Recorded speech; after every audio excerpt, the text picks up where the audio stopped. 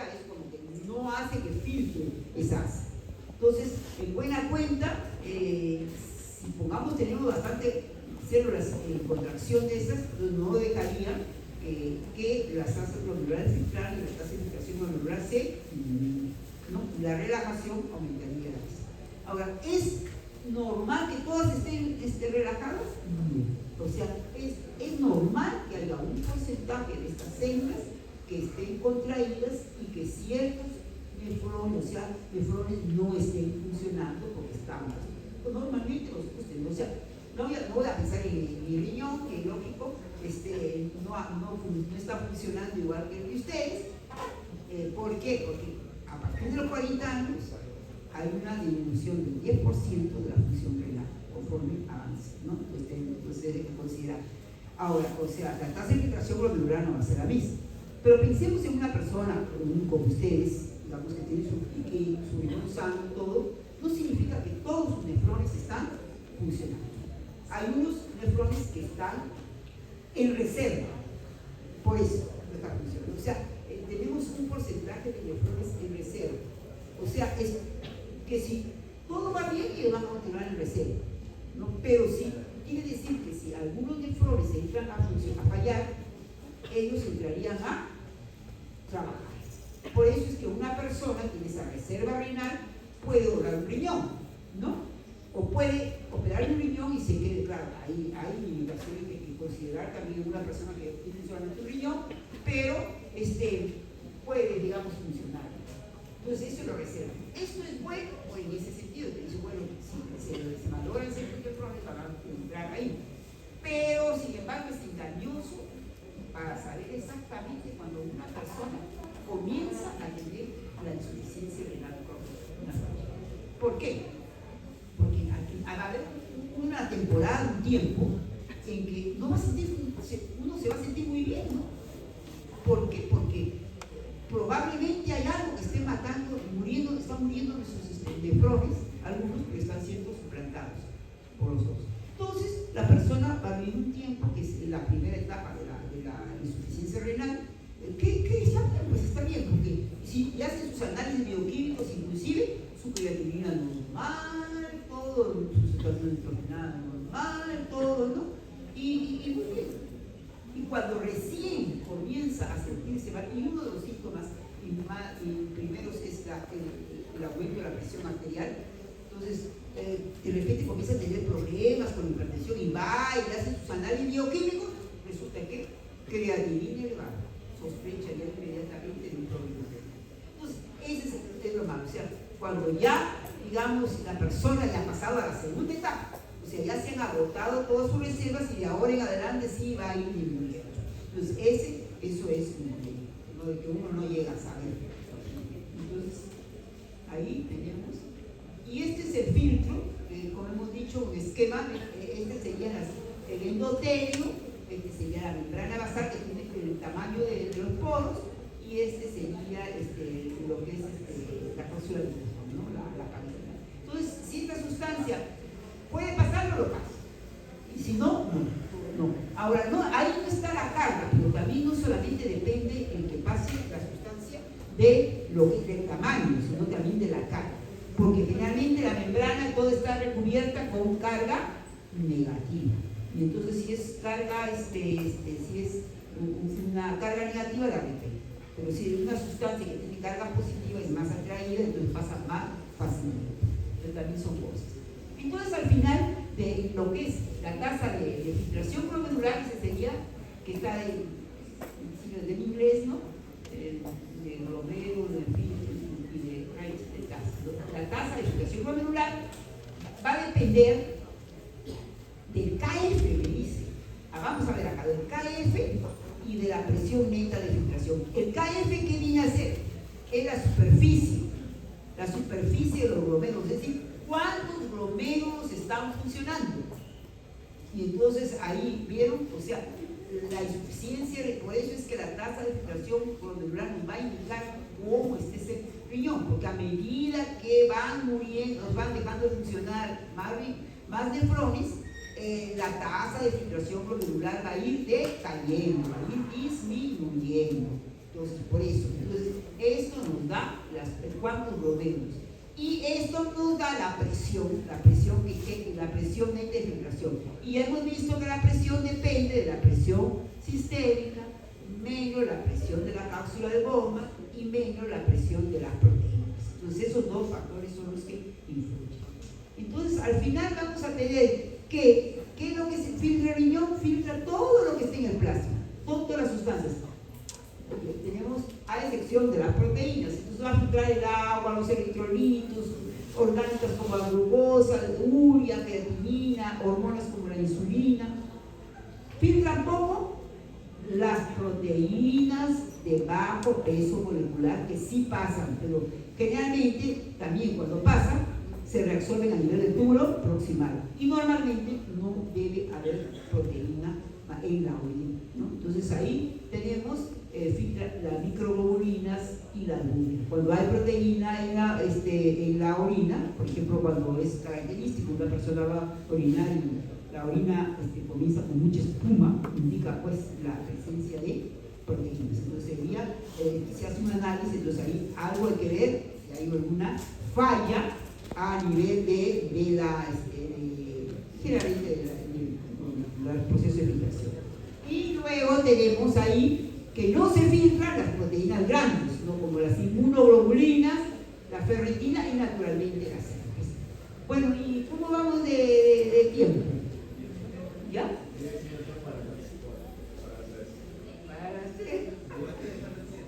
Bueno, seguimos viendo, pero ya bastante de función tubular hemos hablado, por eso es que indicar. Entonces, en cuanto a función tubular, esto ya lo hemos visto, indicarlo que hay que cuando el nefrón, mejor dicho, frente a una sustancia no las trabaja tampoco todas las sustancias iguales, ¿no? Por ejemplo, hay sustancias que pasan, que filtran y no se reabsorben ni se secretan. Entonces todo lo que se filtra se pasa a la orina. La masa total filtrada pasa a la masa total excretada, ¿no? Entonces ahí todo es lo filtra. Ejemplo, la inulina. Seminario de hoy día. ¿Por qué se utiliza la inulina para medir la depuración, la tasa de filtración glomerular, la depuración de la inulina? Por esta facilidad de que generalmente ella no es trabajada por el túbulo renal. Porque ¿qué es lo que hace el túbulo? Reabsorbe y secreta. Y cuando no reabsorbe y secreta se dice que no es trabajada. Ahora, la sustancia ideal para medir la tasa de filtración glomerular es una sustancia que no sea trabajada por el túbulo renal, pero bien difícil de encontrar hasta ahora, ¿no? Solamente la inulina es la que es una sustancia exógena. Entonces, como es una sustancia exógena, cuando se le va a hacer esa prueba, imagínense cualquier que llegue y que diga, quiero saber cómo está su depuración, entonces se le somete, tiene que someterse prácticamente, tiene que colocar varios por horas a la persona en camilla, goteo de inulina, canular vejiga para sacar entonces es muy engorroso. Entonces, ¿qué se utiliza en la práctica médica? Por eso la creatinina, ¿no? Y ahora, como los he dicho ya, solamente con la creatinina se puede hacer cálculos mediante fórmulas que al menos te dan cercanos, ¿no? Pero ¿por qué? Porque creatinina tenemos, entonces nomás la persona va, recolecta su orina de 8 de la noche, 8 de la mañana que vaya, o de 24 horas, lo que tiene que indicar, y una muestra de sangre para medir creatinina en sangre, medir creatinina en orina, aplicar la fórmula y ya se tiene, ¿no? Entonces, eso es lo que es más fácil hacer, ¿no? Pero, y luego tenemos acá sustancias que se reabsorben, parten y pasan a la orina. Esa es la mayoría de sustancias, casi todas se reabsorben. Por ejemplo, el sodio se reabsorbe casi el 99.5, 99.6, pues ahí, de tal manera que en la orina se excreta solamente menos del 1%, ¿no? O el 1% más o menos. Después tenemos el potasio. El potasio se va a reabsorber el 85% y en la orina aparece el 15%. Entonces ahí cada uno tiene su propio valor. Acá tenemos las sustancias o sea, acá en este caso, antes de decir la masa excretada va a ser menor que la masa filtrada, porque algo se reabsorbe. Acá tenemos que la masa, en la orina no aparece nada, o sea, la reabsorción es total. ¿Qué sustancia reabsorbe? Ejemplo que reabsorbe total, la glucosa. La glucosa en concentraciones normales en el plasma. Ya sabemos, va a reabsorber todo, no aparece nada. Los aminoácidos también, lo que realmente lo reabsorbe todos, entonces ahí tenemos varias, y las proteínas, ¿no? Pequeñas que pasan a nivel del tubo proximal. Y acá tenemos las sustancias que son excretadas, de tal manera que hay algo que se filtra y luego la mayoría se excreta. La masa es mayor acá en la orina que en el filtrado. También hay pocas sustancias así. Una de ellas, el ejemplo que les va a servir para cuya depuración nos mide el flujo plasmático renal efectivo, es paramilipulato o impurante. Paramilipulato o impurante. Es una sustancia que se utiliza, los que le dan aquí son para contraste radiológico, ¿no? Es el paramilipulato.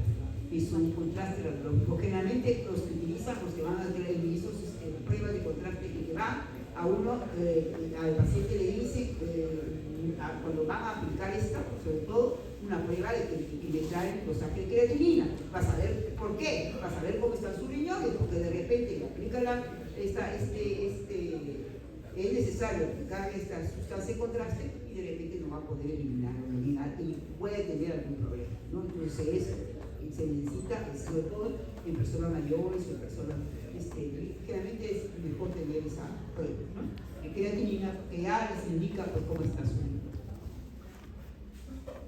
Y acá, la tasa de aquí tenemos varios valores de lo que he dicho, cómo reabsorben los riñones, por ejemplo.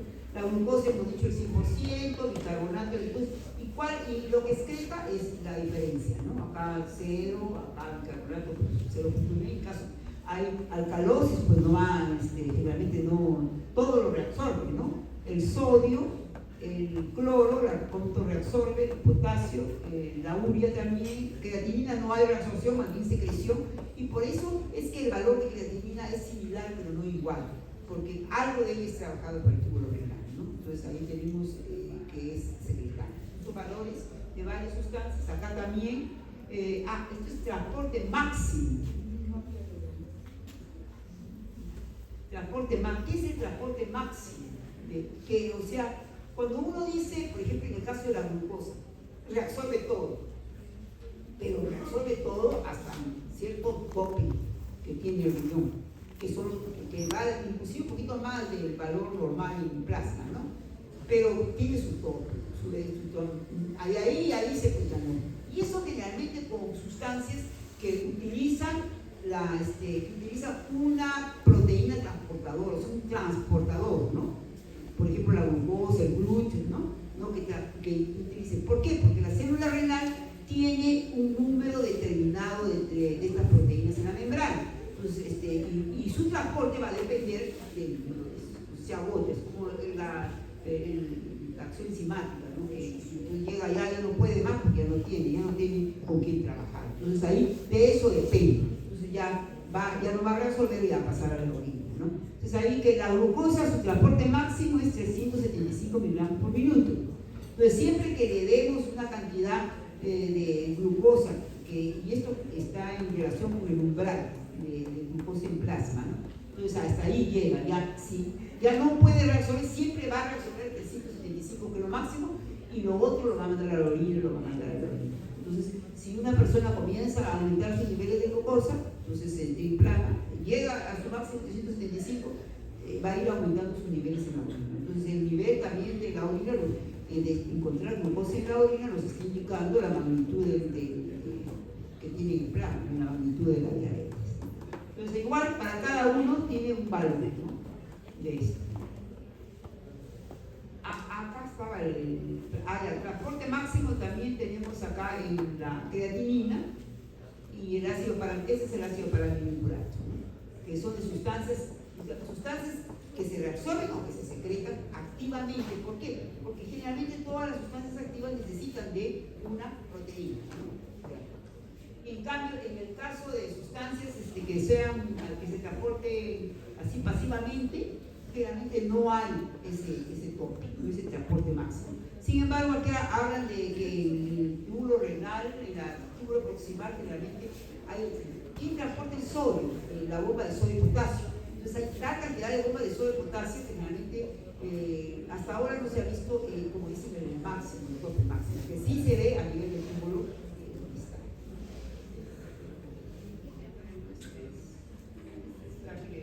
Eso me lo voy a explicar ahora, en el seminario.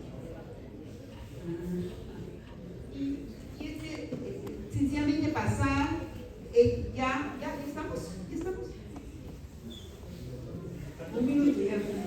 Pasamos para ver el gráfico, dice. Ya, esta es la célula del túbulo contorneal proximal. Aquí está donde pasa la luz tubular.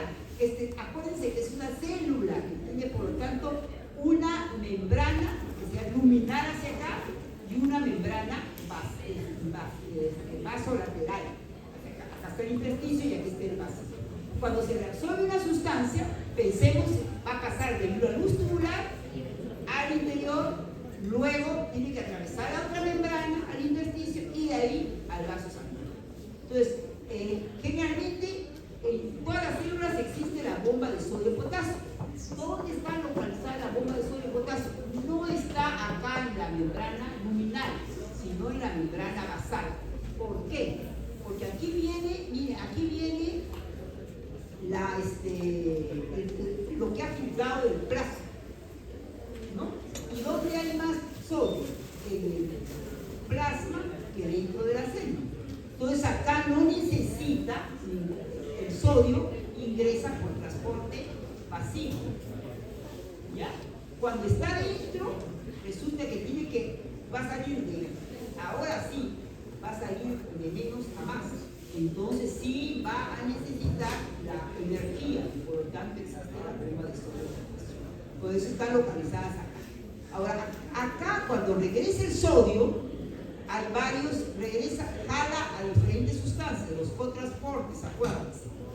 Puede ingresar la glucosa, los aminoácidos o sacar a fosfato. Pero cuando cuando ingresa, el sodio lo está haciendo por transporte pasivo, pero la glucosa va de menos a más. Tiene que hacerlo por transporte activo.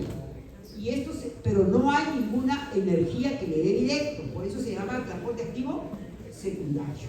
¿Y de cuál es el transporte activo primario? La bomba de sodio y potasio.